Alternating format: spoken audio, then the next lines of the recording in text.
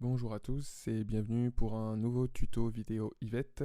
Aujourd'hui, on va voir ensemble comment gérer ses notifications mail et également comment filtrer son flux d'activité. Alors tout d'abord, pour les notifications mail, oui, il faut savoir que on peut, en tout cas sur la version ordinateur d'Yvette, on ne peut que gérer les notifications mail. Parce que de toute manière, si vous n'allez pas sur la plateforme Yvette, vous ne serez pas averti de ce qui s'y passe en fait. Alors, pour ceux qui, tout d'abord, ne souhaitent pas recevoir de notifications par mail, il vous suffit simplement, en fait, d'aller ici dans le menu utilisateur, de faire gérer mes notifications.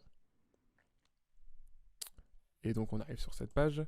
Et ici, tout simplement, en fait, il va vous suffire de cocher ici non, de décocher ici, tac, ces trois options, et de faire enregistrer.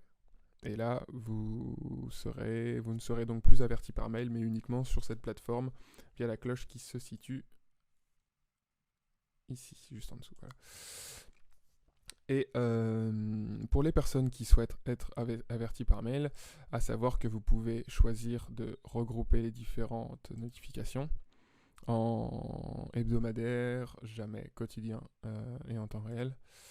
Vous pouvez également choisir la fréquence du regroupement, toutes les heures, toutes les 15 minutes, toutes les 30 minutes, etc. etc.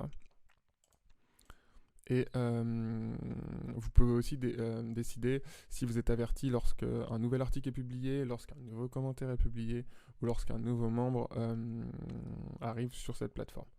On peut également créer des exceptions, c'est-à-dire qu'on va pouvoir être notifié que sur certaines publications de certains groupes.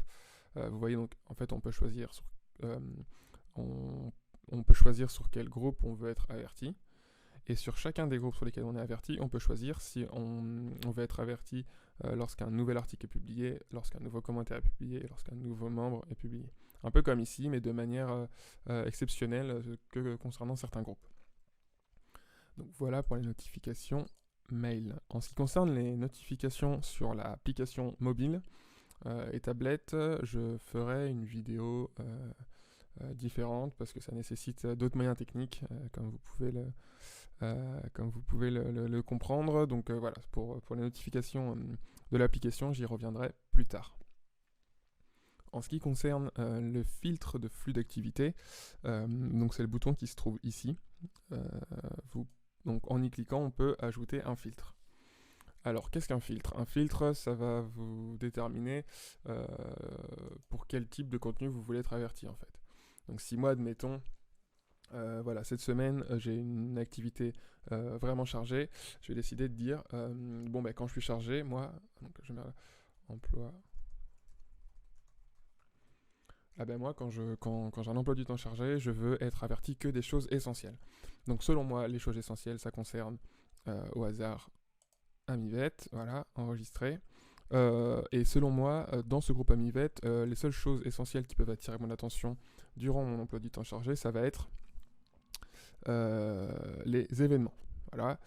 Et je décide donc d'inclure ou d'exclure, parce qu'on peut aussi fonctionner dans l'autre sens, c'est-à-dire moi je ne veux pas être averti pour tout ce qui est, là donc on exclut, donc tout ce qui est document. Voilà. Donc là je vais exclure en fait tous les documents publiés dans ce groupe-là de mon flux d'activité.